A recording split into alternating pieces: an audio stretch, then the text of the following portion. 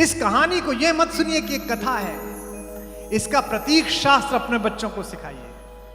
मुझे नोएडा के एक बहुत बड़े बिल्डर हैं, एक दिन उनका फोन आया मेरे पास दूसरी लहर के बाद, कुमार भाई वो जो हमारा सैनिक फार्म में फार्म हाउस है वहां अपने अपने राम कराना है 3 दिन का।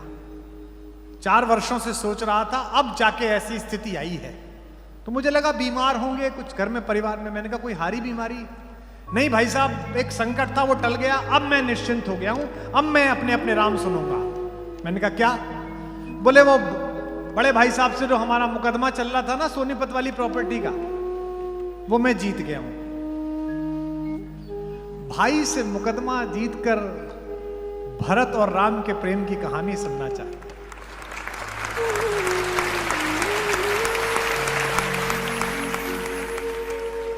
क्या फर्जी दौर है। फेसबुक पे 5000 दोस्त हैं और सगे भाई से बोलचाल बंद है। मुझसे लोग पूछते हैं कि आपको क्या मिलता है? जो पैसा आता है वो तो भारत कुलम में चला जाता है, तुमको क्या मिलता है? बताऊं आपको मेरा पारिश्रमिक। जयपुर में अपने अपने राम कर रहा था, पहले दिन भरत और राम के संबंधों पर बोला। प्रश्न मांगता हूं लोगों से कि प्रश्न कुछ हो तो बता दीजिए, मैं जो कोशिश करूंगा जवाब देने का प्रयास करूंगा अपनी छोटी बुद्धि से। एक पर्ची आई, मैंने पढ़ दी झोंक में। सामने बैठा एक आदमी हाथ जोड़कर खड़ा हो गया, रोने लगा। पड़ोस के लोग उसे चुप करने लगे। उसने कहा साहब 3 दिन के कार्यक्रम के लिए आया था सुनने, पहले दिन आपने भरत और राम की मैत्री के बारे में, प्रेम के बारे में बताया। मेरे भाई साहब हिम्मतनगर रहते हैं गुजरात में, हमारा 30 वर्ष से प्रॉपर्टी का विवाद चल रहा है। मेरे बच्चों ने उनके बच्चे नहीं देखे, मेरी बहुओं ने उनको नहीं देखा। कल सुनकर रात को गया, बड़ी लज्जा आई।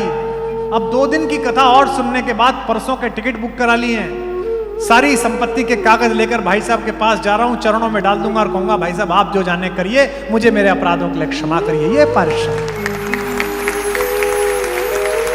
अगर इन हजारों लोगों में एक व्यक्ति के जीवन में भी इस बात ने प्रवेश किया कि ये कहानी क्या सिखाती है, तो आना सफल है, पारिश्रमिक सफल है, मानदेय सफल है। क्यों चुना विश्वामित्र ने राम को? यह कहानी प्रतीक की है, सिंबल की है। कोई भी बात इसमें ऐसी नहीं है जो कहानी के नाम पे सुना दी गई।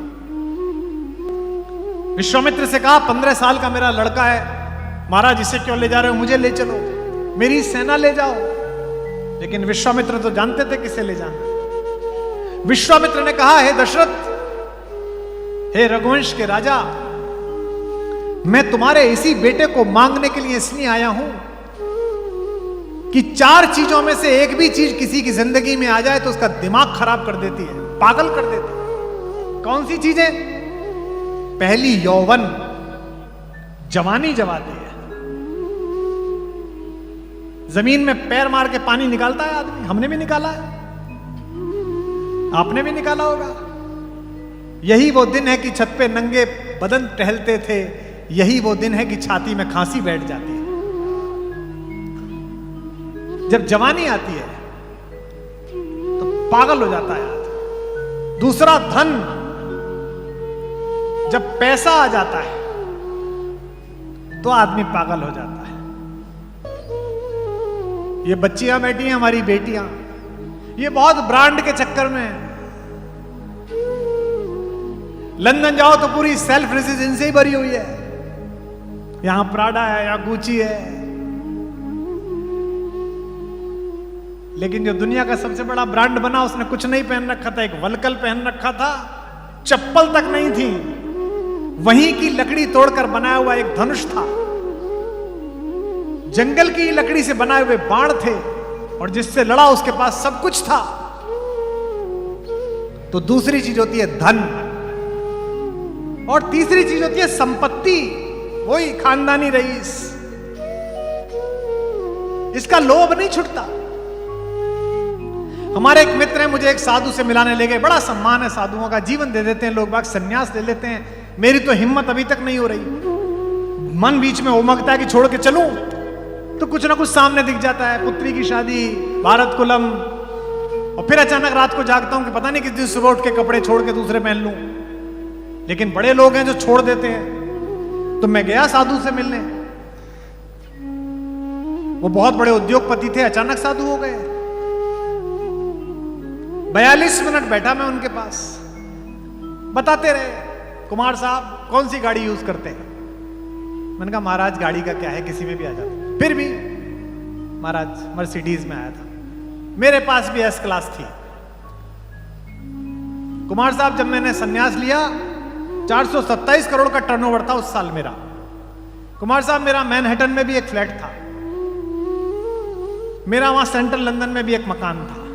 बाहर निकला तो वो सज्जन जो लेके गए थे बोले कितने त्यागी हैं हमारे महाराज जी, सब कुछ छोड़ दिया।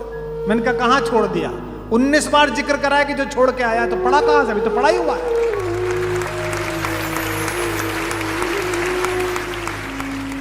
जरा सा काम करते हैं धर्म का, जरा सा दान करते हैं, पहले फेसबुक पे लिखते हैं, देखिए आप। और वो जिसके लिए मैं बैठा हूं, उसके राज्याभिषेक की पहली संध्या में अंधेरे कक्ष में उसके पिता ने बुलाकर कहा कि बेटा एक अनहोनी हो गई है, मैं तेरा अपराधी हूं। रोने लगे दशरथ। आप सबके बच्चे पढ़ने गए होंगे, मेरी भी बेटी पढ़ने गई थी, मैं खुद छोड़ के आया। जब उसे हॉस्टल के गेट पे छोड़ा 7 दिन वहीं रहने के बाद, तो पलट के नहीं देखा मैंने उसे, क्योंकि मैं देख ही नहीं सकता था, मैं रो रहा था। हवाई जहाज में रोता रहा। शुरुआत के छोटे छोटे फंक्शंस में उसकी याद आती रही, सामान्य बच्चे की, जिसके घर त्रैलोक्य का सबसे सुंदर बच्चा पैदा हुआ, 15 वर्ष की आयु में ऐसा हो, उसे जंगल भेजने की बात करी जाए 18 वर्ष की आयु में, तो पिता का कलेजा कैसा फटा होगा। आध्यात्म रामायण में तो दशरथ यहां तक कहते हैं कि तू सर्वोच्च सेनापति है सेनाओं का, चल मैंने कैकेयी को वचन दे दिया, पर तू एक काम कर, मुझे गिरफ्तार करके जेल में डाल दे, इससे मेरा वचन भी पूरा हो जाएगा और बेटे तू मेरी आंखों के आगे भी है। लक्ष्मण कहते हैं कि पुरुषार्थी बनते हो, कहते हो मैं धर्म की संस्थापना करूंगा, घर में अधर्म हो रहा है, ये क्यों लटकाए घूम रहे हो, धनुष को उठाओ। क्या अद्भुत बात कही है मेरे राघव ने, मेरे राम ने। मैं सोचकर रोता हूं इसे। कहते हैं सौमित्र, लक्ष्मण किस पर धनुष उठाऊं? रघुवंशियों की परंपरा की प्राण जाए, वचन न जाए, उसका पालन करने वाले अपने इस पिता पर। और अगली बात राम का चरित्र बताती है, या पाप भी जिसके अस्तित्व की सीमा से बाहर खड़े होकर हाथ जोड़कर पड़ा रहता है, उस अपने नीतिज्ञ छोटे भाई भरत पर बाण उठाऊं, किस पर आ? दुनिया में किसी इतिहास में आपने नहीं देखा होगा कि एक सिंहासन 2 भाइयों के बीच 14 साल फुटबॉल की तरह घूमता रहा,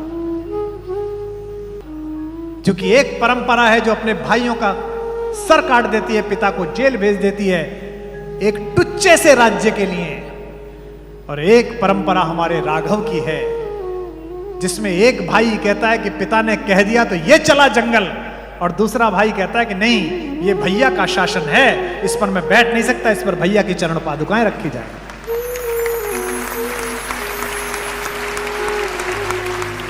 ये बच्चों को सिखाइए, ये बहुओं को सिखाइए कि कैसे श्रुतकीर्ति, मांडवी, उर्मिला और माता सीता एक साथ रहती है।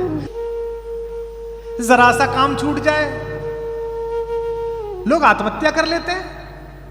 आईआईटी में बच्चे की रैंकिंग नीचे आई, बच्चे ने आत्महत्या कर ली, नौकरी नहीं लगी, डिप्रेशन में आ गया। क्यों? बाकी सब सुना था बेटा, राम कहानी नहीं सुनी थी। अन्यथा सोच के देखिए, कौशल्या ने बुलाया, बेटा क्या हो गया, शहनाई बंद क्यों हो गई, लोग रो क्यों रहे हैं, तेरा राज्याभिषेक है। तो राम ने यह नहीं कहा कि मां मेरा राज्य छीनकर भरत को दे दिया। राम ने जो बात कही उस पर 1000 सिंहासन कुर्बान किए जा सकते हैं। राम ने कहा, मां पिता ने मुझे जंगल का राज्य दे दिया।